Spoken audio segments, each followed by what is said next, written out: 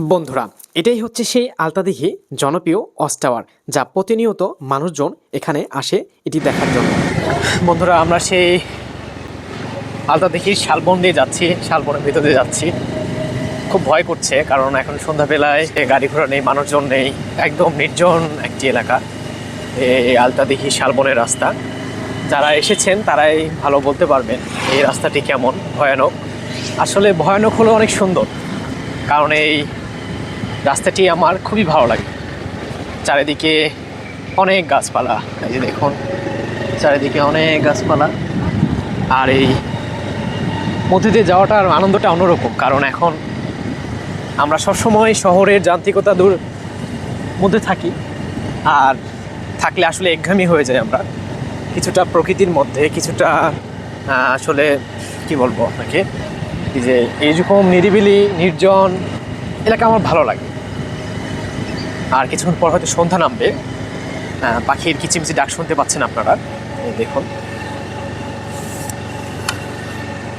এই সেই গভীর রাস্তা দিয়ে আমরা যাচ্ছি। আমরা আসলে আলতাদিঘি আসলেও এই শালবনে কেউ আসতে চায় না, কারণ আসলে এই জায়গাটি তেমন তাদের সবারই পছন্দ না, কারণ এখানে তেমন কিছু নেই। আর ওখানে দিঘি আছে, ওয়াচ টাওয়ার আছে, ওখানে দেখতে ভালো লাগে। কিন্তু যারা প্রকৃতিপ্রেমী তাদের এই জায়গাটি অনেক ভালো লাগবে, কারণ এখানে প্রকৃতির যে আপনার যে আসল রূপ সেটা আপনি দেখতে পাবেন। কারণ এই শালবনটা অনেক সুন্দর, অনেক গাছগাছালি রয়েছে, আর এর বৈচিত্র্য সৌন্দর্য আপনাকে মুগ্ধ করবে।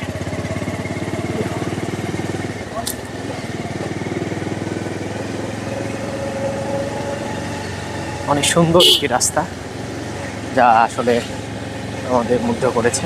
এই যে অনেকেই সেলফি উঠাচ্ছে, আমার যাচ্ছি, সামনে রয়েছে ওয়াচ টাওয়ার।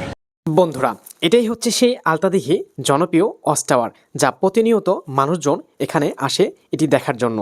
আমি যখন সময় পাই তখনই এই আলতাদিঘি ওয়াচ টাওয়ার, শালবন এবং দিঘি দেখতে আসি। আমার খুবই ভালো লাগে।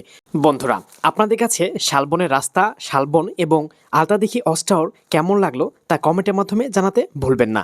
আবারও দেখা হবে নতুন কোনো ভিডিওতে। সেই পর্যন্ত ভালো থাকুন, সুস্থ থাকুন। আল্লাহ হাফেজ।